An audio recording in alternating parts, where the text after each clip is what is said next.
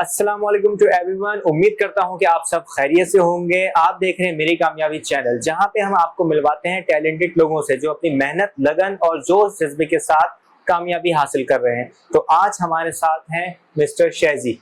कैसे हैं आप सर? अल्हम्दुलिल्लाह सर, थैंक यू सो और मच। वगैरह आपकी ठीक? अल्हम्दुलिल्लाह, आप बताएं खैरियत से? जी सर, अल्हम्दुलिल्लाह and welcome to our show thank you. मेरी कामयाबी चैनल पे। तो मैं आपसे पूछना चाहूंगा पहला सवाल कि आपने ये जो कंटेंट क्रिएटर हैं आप, तो आपने फनी वीडियोस क्यों चूज की? सबसे पहले तो आपका बहुत ज़्यादा थैंक यू सो मच कि आपने मुझे इतना ऑनरेबल समझा, इनवाइट किया। और सेकंड थिंग इज़ दैट कि ये जो मेरी जर्नी का स्टार्ट है ये बेसिकली 2018 से है। मैंने सिर्फ फनी कंटेंट नहीं बनाया, मैंने इसके अलावा भी काफ़ी सारे काम करे हैं, लाइक ब्लॉगिंग करी है और जिस तरह हर इन्फ्लुएंसर रील्स बनाई है। तो अब आपको पता है यहाँ जो पाकिस्तान है ना, यहाँ बेसिकली ये सीन है कि आपको नहीं पता क्या चल सकता है।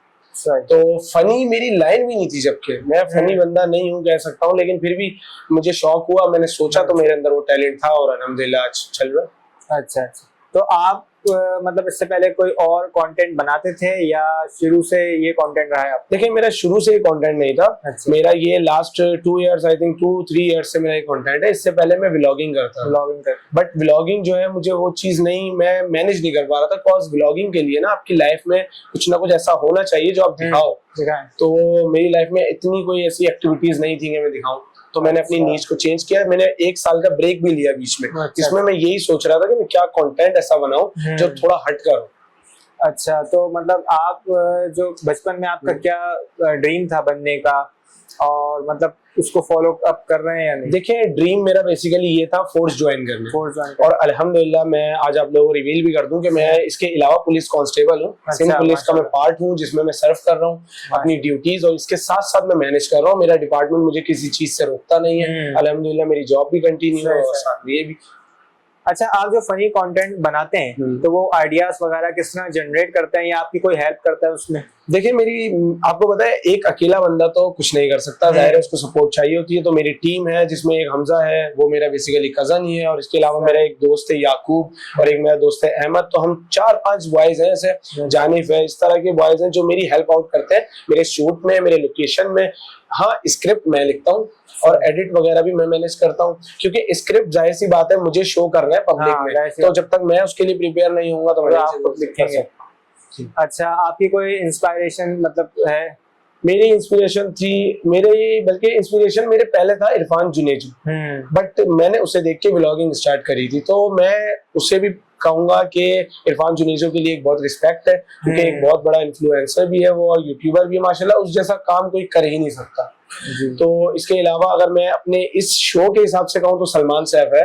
बिल्कुल मैंने उसको देख के आइडियाज लिए हैं और बिल्कुल मेरा फ्रेंड भी है। अच्छा, मतलब फैमिली रिलेशंस है हमारे। अच्छा, आप जब फनी वीडियोस बनाते हैं बास टाइम जाहिर सी बात है लोग उसको नेगेटिव भी ले जाते हैं, रूड भी हो जाते हैं, तो कोई ऐसा सिचुएशन का आपको सामना करना पड़ा? अरे, अभी कल की ही बात है, मेरा शूट था।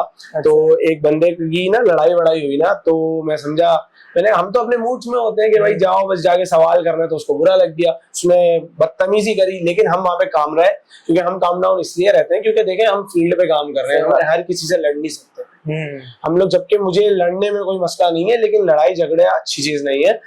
हम ये पब्लिक को मैसेज नहीं दे रहे हैं। अब हम पब्लिक शो कर रहे हैं तो जाहिर है हर किस्म का बंदा हर किस्म के मूड के साथ मिलता है, तो काफी दफा हुआ ऐसा। अच्छा, लास्ट टाइम मैं ये देखता हूँ जो कंटेंट क्रिएटर है इस तरह जो फनी वीडियोस बना रहे हैं, प्रैंक कर रहे हैं, तो लास्ट टाइम ये स्क्रिप्टेड होते हैं। बिल्कुल। तो ऐसे आपका स्क्रिप्टेड है या आप? देखिए, मैं ये कहूंगा कि 90% मेरा जो है ना वो रियल कंटेंट। अच्छा, रियल। बिल्कुल, मैं रैंडमली जाके क्वेश्चन करता हूँ। हाँ, अगर वो फीमेल है, वुमेन है, तो हम उन्हें इतना शेयर कर देते हैं। देखें, हमारा एक इंटरव्यू शूट है, इससे रिलेटेड है, ये क्वेश्चंस हैं, बस जवाब रैंडम होते हैं। रोस्ट जो मैं करता हूँ वो भी रैंडम करता हूँ, रोस्टिंग वगैरह, तो ये सब रियल है। हाँ, क्योंकि हमारे यहाँ ज्यादातर ट्रेंड है कि वो स्क्रिप्टेड। देखिए, एक चीज जब तक रियल है ना तो वो रियल है, और जब वो स्क्रिप्टेड हो जाती है ना, काम तो आपका आसान हो जाता है, लेकिन वो आपकी रीच गिर जाती है जो एक रियल में। क्योंकि रियल एक जवाब मिल रहा है। हमारा कंटेंट ऐसा है, मैंने सवाल किया, अब उस पे मतलब फौरन एपिक रिप्लाई आता है। तो वो एपिक रिप्लाई जो होता है ना, वही कंटेंट है हमारा सारा। अगर मैं किसी को बता दूं पहले से लाइंस, तो फिर वो मजा नहीं आएगा। वो मजे की बात नहीं है। अच्छा, जो लोगों की तरफ से कमेंट्स आते हैं, बास टाइम अच्छे बुरे भी आते हैं, तो आप बुरे कमेंट्स को मतलब कैसे? देखिए, मैं इस पर एक चीज कहूंगा कि जो हेटर्स है ना, मैं उनके बारे में एक चीज सोचता हूँ। एक दफा की बात है, जब मैंने काम ये स्टार्ट लिया था, तो मुझे एक बंदा, मैंने कमेंट पढ़ा रैंडम स्क्रॉल करते हुए, बंदा कहता है कि 100-150 रुपए का माइक उठाया और एंकर बन गए।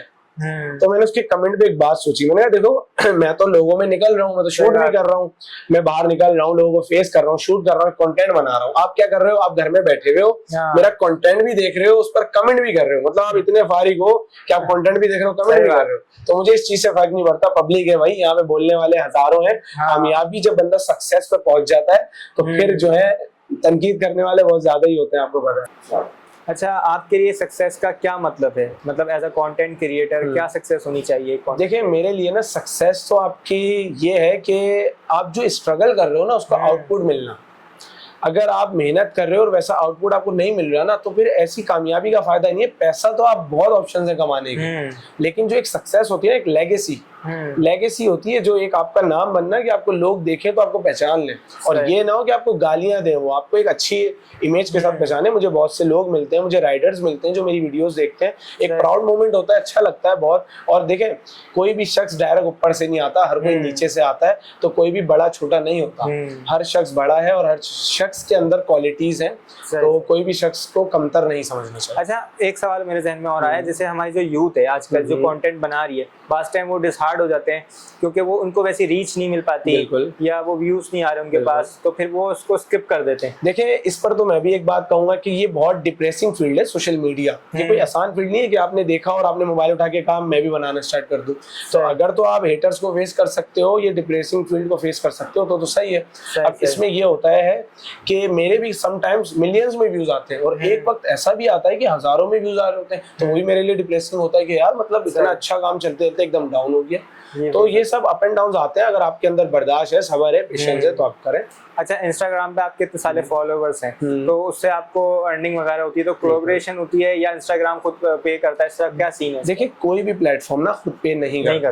पाकिस्तान में यूट्यूब करता है, लेकिन इतना पे नहीं करता है जितने भी आर्टिस्ट हैं, इन्फ्लुएंसर्स हैं। आज अगर आप इन्हें देख रहे हैं, ये नई नई कार्स ले रहे हैं, इतने प्राइजेस, इतने गिफ्ट्स दे रहे हैं, हाँ, तो ये उस अर्निंग से नहीं दे रहे, ये दे रहे हैं पीआर से, जो बेसिकली अर्निंग का जरिया होता है ना एक यूट्यूबर का, एक कंटेंट क्रिएटर का, वो होते हैं पीआरस, वो होती है प्रमोशन। पेड प्रमोशन से ही बंदा, जाहिर है दोनों का काम मिलके चलता है। कंटेंट क्रिएटर का काम है पेड प्रमोशन से, और ब्रांड्स का काम है कंटेंट क्रिएटर से। सही। यानी कि आप कंटेंट से अपने पैसे, जो रेवेन्यू है, वो जनरेट कर सकते हैं प्रमोशन वगैरह करके। क्योंकि हम असल में ये क्लियर जरूरी है, क्योंकि लोग समझते हैं कि भाई इंस्टाग्राम पैसे दे रहा है, लोगों के ज़हन। देखिए, मैं आपकी एक बात क्लियर करूं, मैं आपकी बात काट रहा हूं। देखिए, आजकल की जो यूथ है ना, ये बच्चे हैं, हाउसवाइफ है, ये लोग हैं, ये लोग समझते हैं कि सोशल मीडिया को हम रेवेन्यू जनरेट का एक ऑप्शन बना दें, हम यहाँ पर पैसा कमाने आ रहे हैं। तो ये बिल्कुल भी ऐसे प्लेटफॉर्म्स नहीं है कि आप यहाँ पैसा कमाने आओ। आप जो ग्रोसरी आ रही है घर में, आपका घर चल रहा है, वो आपकी जॉब से, आपके बिजनेस से ही चलेगा। ये आप साइड में रखें, जब कल को ये इतना ग्रो कर जाए। अब जाहिर है बच्चे देख किसको रहे हैं, जो बहुत मिलियंस पे यूट्यूबर्स हैं, जिनके व्यूज आ रहे हैं, उन्हें देख रहे हैं। अब वो एहसास से कमतरी का शिकार होने की, यार इनका इतना पैसा आ रहा है, कुछ कर ही नहीं है और यूट्यूब से कमा रहे हैं। तो यार, ये कॉन्सेप्ट गलत है आप लोगों का। ये पैसा कमाना सिर्फ सोशल मीडिया नहीं है, ये आपको इसके साथ पार्ट टाइम में हर कंटेंट क्रिएटर का पार्ट टाइम में बिजनेस चल रहा है, वो आपको नहीं बताएगा कि उसका क्या काम है। सही बात है। और सोशल मीडिया के लिए मैं ये कहता हूँ कि आप टाइम दें, हर चीज टाइम चाहती है, ये एक रात में सब कुछ नहीं होता। देखिए, कंसिस्टेंसी और टाइम बहुत मैटर करता है इस फील्ड में। Consistency make success. जब तक आप किसी काम में कंसिस्टेंट नहीं हो, चाहे वो बिजनेस हो, चाहे वो कंटेंट क्रिएशन हो, आप आगे नहीं बढ़ सकते। मेरा काम अगर ग्रो है तो मैं रेगुलर बेसिस पे वीडियोस डालता हूँ। सही बात। अच्छा, मुझे ये बताएं, अब तक का आपका कोई ऐसा प्राउड मोमेंट जो आप हमारे साथ शेयर करना चाहें हमारी ऑडियंस के साथ? बिल्कुल। देखिए, एक प्राउड मोमेंट था मेरा, ये था कि मैं पुलिस में, आपको मैंने बताया, मैं सर्व कर रहा हूँ, तो मेरी पासिंग आउट हुई थी। तो मेरी फैमिली के लिए, मेरे लिए बहुत प्राउड मोमेंट था। और सोशल मीडिया पे जब मैं माशाल्लाह काम कर रहा हूँ, तो मुझे लोग पहचानते हैं, मेरे रिश्तेदार, मेरे फ्रेंड, मेरे रिलेटिव, यहाँ तक कि मैं अपनी जॉब की जगह पे भी अगर काम दिखा दूँ किसी को, तो मेरी वो बहुत इज्जत करता है। तो मेरे लिए बहुत प्राउड मोमेंट होता है। अच्छा। तो अच्छा, आप हमारे लिए क्या फीडबैक देना चाहेंगे हमारी ऑडियंस के लिए कि वो किस तरह का कंटेंट बनाए? वो जरा मैसेज दीजिएगा। देखिए मेरा फीडबैक यही होगा कि सबसे पहले तो आप जो काम करना चाह रहे हैं पहले उस पर रिसर्च करेंगे, नहीं कि यार वो व्लॉगिंग कर रहा है तो मैं भी मोबाइल उठाऊं और व्लॉगिंग करूं। देखिए हर इंसान के लिए हर काम नहीं बना। आप में क्या क्वालिटीज है, मुझ में क्या क्वालिटीज है, कि हमें नहीं पता। मैं सिंगिंग नहीं कर सकता क्योंकि मेरी वो फील्ड नहीं है। मैं कॉमेडी कर सकता हूँ, एंटरटेनमेंट कर सकता हूँ, जो मेरी फील्ड है। अब मैं चाहूँ कि भाई मैं भी आतिफ असलम बन जाऊँ तो ऐसा तो नहीं हो सकता। तो पहले तो आप अपने अंदर ढूंढें कि आप में क्वालिटी क्या है, आप में कितना कॉन्फिडेंस है। आप किसी को आजकल के बच्चे किसी को देख कर स्टार्ट कर रहे हैं काम, तो देख कर किसी को स्टार्ट करने से आप नहीं बढ़ सकते। मतलब वो कॉपी कर रहे हैं ना, आप अपने अंदर झांकें कि आपके अंदर कॉन्फिडेंस है, कौन सी क्वालिटी है, आप क्या चीज कर सकते हैं अच्छी, बस वो करें। और एक और मैं फीडबैक दूंगा कि अगर आप चाहते हैं कोई काम करना तो आप उस चीज के गॉड बने, मतलब आप वो चीज लाने वाले बने। आप ऐसी चीज लाए, मतलब हमारी इसमें सोशल मीडिया में आप ऐसा काम करें कि वो सबसे हटकर हो, आपको देख के और लोग कर। अच्छा, मेरा एक सवाल आपसे ये है कि जो फैमिली व्लॉगिंग है ज्यादातर इस पे हेट का भी सामना करना पड़ रहा है और बास टाइम इसमें कुछ गलत चीजें भी दिखाई जा रही हैं जिससे हमारी नौजवान के ऊपर एक गलत इम्पैक्ट पड़ रहा है। तो उसके बारे में आप क्या कहना चाहिए? इस बारे में मैं यही कहूंगा, ड्रामास भी बन रहे हैं पाकिस्तान में तो लोग वो भी देख रहे हैं। बात वही है कि पब्लिक यहाँ की ऐसी है कि इनको जो अच्छा लग रहा है वो सही है, जो बुरा लग रहा है वो गलत है।